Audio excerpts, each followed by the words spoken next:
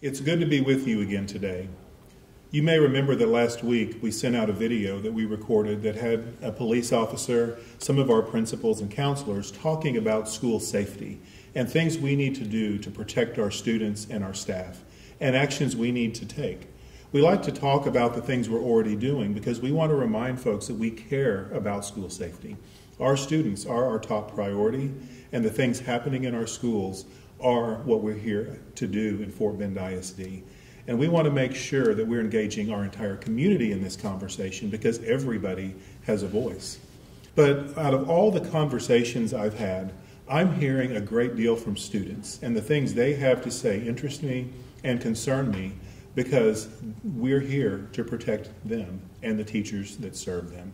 So today I've invited 4 middle school students to sit with me to have a conversation about school safety, how they feel about what's going on, and things we can do to help them feel more safe and secure at school. So here's the question. What do you need from the adults, from me as a superintendent, to help you feel more safe at school? How can you advocate or speak up for these needs? So I think more police officers should be there, not only for the reason of patrolling, but for the reasons for whoever wants to be foolish and come into the school should know that the school is well guarded. I can say that more people are scared of what's going on lately, and they just need somebody to talk to, just not just teachers coming up to them and talking to the kids, not just as teachers, as real people, because I know from experience that a lot of people are actually scared, and now they don't know who to trust, and some people don't even go to school anymore because they're scared of what's going to happen. Well, I know that to talk to the counselor or someone, there's there is a bit of wait time, which, I mean, that's expected, but I do agree that there should be something that kind of allows you to talk more, because what if you hear something and then you put in something with the counselor but it's not quick enough or something, or maybe you don't trust them or something, you want more people to talk to. Mm-hmm. And you're sure you're not right, or you're sure it's not real or anything, just, yeah. Mm-hmm. One of the things we often talk about, though, is the whole see something, say something mindset. Do you hear that in your schools? And to you, what does that mean? Yeah, I do hear that. But the thing is, in my school, we have Crime Stoppers. It's a phone number, and we have the talk line. But like she said, you have to know who you can trust. If you're just speaking to someone anonymously on the phone, you have no idea where that could lead to. Mm-hmm. And that could stop some people from even wanting to call that number and say what they want to say. Not in every case do you know when something is going to happen or when a suspect is going to come into the school. I think we need more people there, or students just being able to talk about it and saying, someone's here, let's do something about it. Mm-hmm. Makes sense. So I want to talk more, though, about the see something, say something, because I heard you say trust is very important, and I heard you say a few minutes ago that sometimes you have to sign up to see a counselor. Yeah. What should students do if they know there's an urgent, almost emergency? I mean, how do you have your voice heard immediately if you need to do that? I think the system should also have some sort of anonymous, because a lot of people, they just don't want to get involved, and that's why they don't say anything about it. They hear about it and they say, I don't want to get involved with that, I don't want to get in trouble, I don't want this to be associated with my name, and they kind of drop it there. So if there was an anonymous system, you could write a note, put it in a box, and then you're not really associated with it, you just alerted someone. We actually have one of those in our library. I think if not everyone knows about it at our school, but it's a little box in the library, and you don't have to put your name. If someone's feeling upset, you just put their name and then you put it in the box, and then maybe the counselor or a teacher calls them in to talk about it. So we could do that at every school, or something like that at every school. So it sounds like we have a lot of things in place. We have some systems, we have opportunities for students to speak up when they need to, but trust is something we need to keep building. That's what I hear you saying, that we have to have systems of trust, that the students can know who they can trust. But I also feel, and I want you to weigh in on this because I'm an adult. Mm-hmm. You all are a student.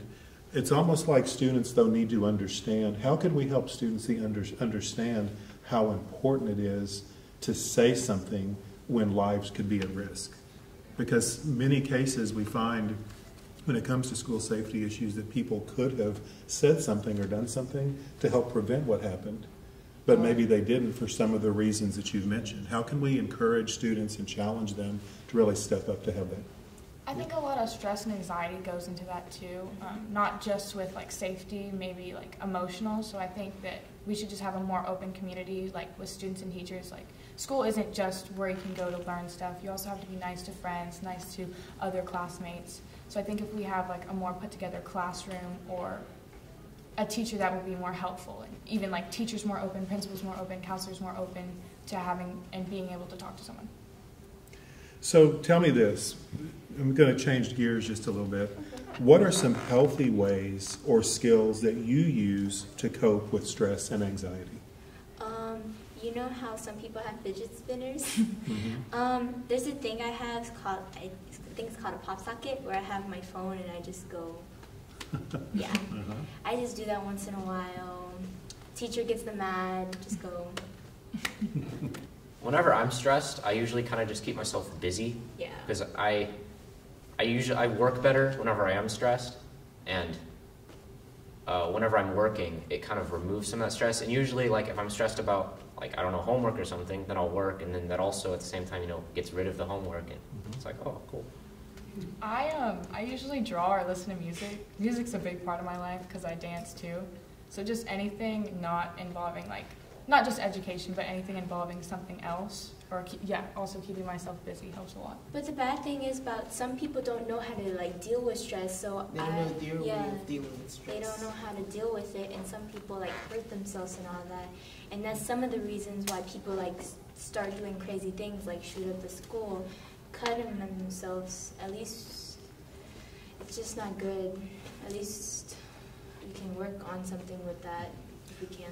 So how can we help students with that? What do we need to do in our schools to help students learn to deal with stress differently in productive, healthy ways? It's just like you can talk to someone that you trust. So I think there should be a way that there's someone you can talk to at all times. And there's no waiting, there's no appointments. You're feeling stressed and you go in and you speak to them. Okay. Anybody else on that one? I just agree with him, yeah. Okay. So is there anything else you all want to talk about? I've asked several questions. Is there anything else on your mind you think we need to talk about? People are like bullies and they just tell on people for no reason. They should know that if you tell on somebody for no reason, they can ruin their life. It's not ruining yours. So. And I also think the kids with problems or struggling through depression are scared to talk to someone about it, and that could lead to other things, feeling alone and wanting to do something or hurt some of the students. Also, I think shooters that have done that have been feeling like alone, and they feel like they have no one to talk to. So again, just like the community, I think everyone should be a lot nicer, and counselors should make it feel like it's okay to walk in and talk to them about it. And I have teachers at school that make me feel like it's okay to walk in and talk about things. Very good. Well, I think there's a difference between being prepared and then being paranoid.